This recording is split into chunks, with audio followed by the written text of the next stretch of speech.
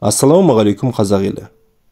Бүгінгі видеода не үшін алтын сатып алуды, оны қалай сатып алуды және оның қандай түрлері бар екенін талдаймыз.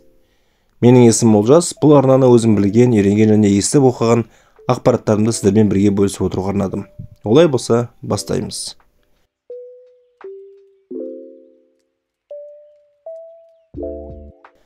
Соңғы 5 жыл әлемдік экономиканы айтарлықтай өзгертті. Онда пандемия бұрын соңды болмаған монетарлық және фискалдық ынталандыруға алып келді.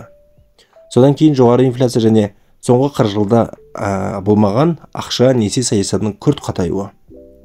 2024 жылға арналған перспективалар бұлыңғыр болып көрінуі мүмкін. Дефляция қазірдің өзінде жүріп жатыр және дамыған нарықтардың орталық банктері ставкаларын көтеру циклдарын аяқтаған болуы мүмкін. Мамандардың ойынша, ставкалардың төмендеу процесі жақын және жұмсарту циклы басталады.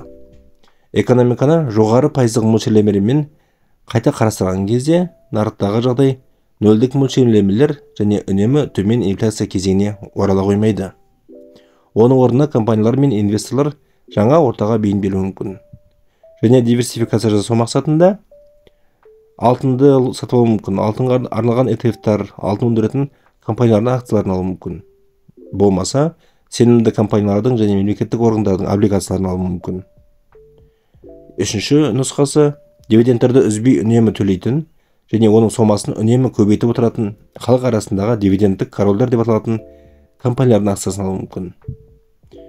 Төртіншіден, халыққа бірінші кезекте қажет болатын тауарларды өндіру, сатумен айналысатын компаниялардың акцияларын алу мүмкін.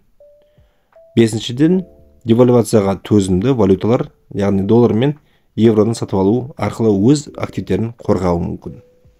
Инфляция перспективаларына, пайыздық мөлшерлемелерге және жаһандық өсуге қатысты үлкен белгісіздікке ескере отырып, әртараптандыру портфельдің тәуекел деңгейлерін басқару үшін өте маңызды. Соңғы бір жылдың ішінде алтын қатты қымбаттамаса да, соңғы 5 жылда 50%-ға дейін шамасында өскен.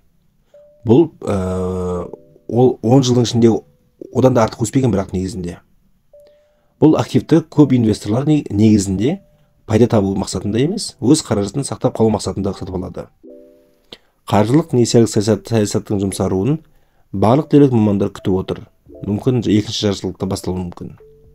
Орталық банктердің жоғары мөлшерлемелерін және ақш долларының нығаюын ескере отырып, алтынның бағасы 2023 жылы жақсы сақталды.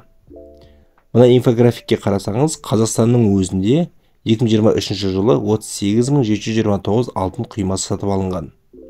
Бұл дегеніміз, алтын құйма сатылып басталған уақыттан бастап 5 жылдың ішінде ең үлкен көрсеткіш.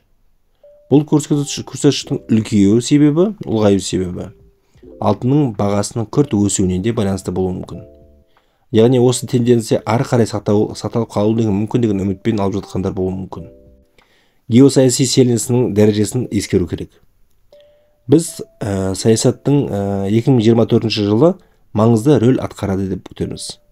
ақш-та президенттік сайлау, Израиль-Хамас соғысы, Ресей-Украина соғыстары, сондай-ақ ақш пен Қытай арасындағы жалғасып келе жатқан бәсекелестік нарықтағы жаһандық әсер етуі мүмкін. Ауқымды және қаржыландырылмайтын фискалдық шығындардың туралы саяси шешімдер негізгі экономикалық болжамдар үшін оң және теріс тәуекелдер тудырады.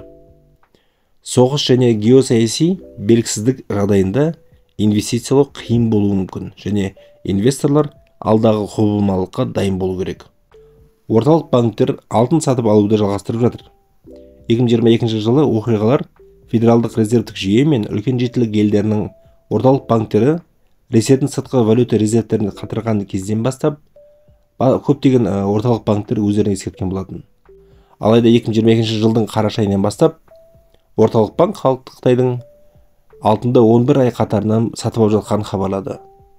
Қытай биылғы жылы ең белсенді сатып алушылардың бірі болды.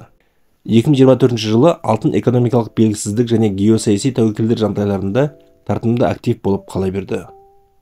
Әлемдік экономикадағы өзгерістерді, дефляцияны және күтілетін ставкалардың жеңілдету циклін ескере отырып, инвесторлар алтынға құбылмалықтың қорғаныс ретінде назар аударады. Бірақ алтынды сатып алатын кезде, оны сіздің капиталыңызды көбейту мақсатында қарастыру қате ұғым.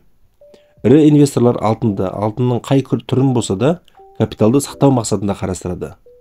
барлық активтер құлдыраған кезде нарықта және әлемде белгісіздік уақытта туындаған жағдайда өз капиталын жоғалтып алмау мақсатында алтынды сатып алуды қарастырады. Сәйкесінше сұраныс көбейген кезде тауардың бағасы ұсыныстың аздығынан көтеріледі. Біздің жағдайда алтынның бағасы көтерілуі мүмкін. Сол себепті алтынды бағасы көтеріледі деген оймен сатып алу барлық уақытта дұрыс шешім болмауы мүмкін. Алтынды қалып ретінде сатып алу көбіне тиімсіз болады. Қалып ретінде дегеніміз слеттік күйінше. Себебі сатып алу мен сол қалыпты қайтадан сату бағасының арасындағы айырмашылық өте жоғары.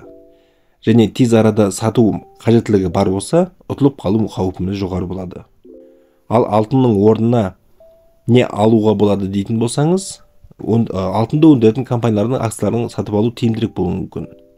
Себебі компания тауар өндіріп, табысын ұлғайтады, кен орындарының санын көбейтеді, алтынның өңдеу цехтарының санын арттырады және өз капиталын үнемі көбейтіп отыруы мүмкін. Яғни алтын бағасы өсуіне байланысты тек алтынның бағасы ғана өссе, ал алтын өндіретін компаниялардың акцияларының құны алтынның бағасының көтерілуіне байланысты және сонымен қатар компанияның өндірісінің өсуіне байланысты тағы жоғарылап отыруы мүмкін. Бірақ кей компаниялардың менеджменті нашар болып, немесе қаржыны тиімсіз пайдалануына байланысты және басқа да факторларға байланысты алтын өндіруші компаниялардың акциялары алтынның динамикасына қарамастан құлдырау қаупі бар. Оны да ескеру қажет. Сол себепті алтынның өндіруші компаниялардың есеп-қисаптарын тексермес үшін, олар туралы жаңалықтарды қарап отырмас үшін, осы алтын өндіруші компаниялардың акциялары жинақталған ETF-тардың біреуін таңдап алып, оларды сатып алып отыруға болады.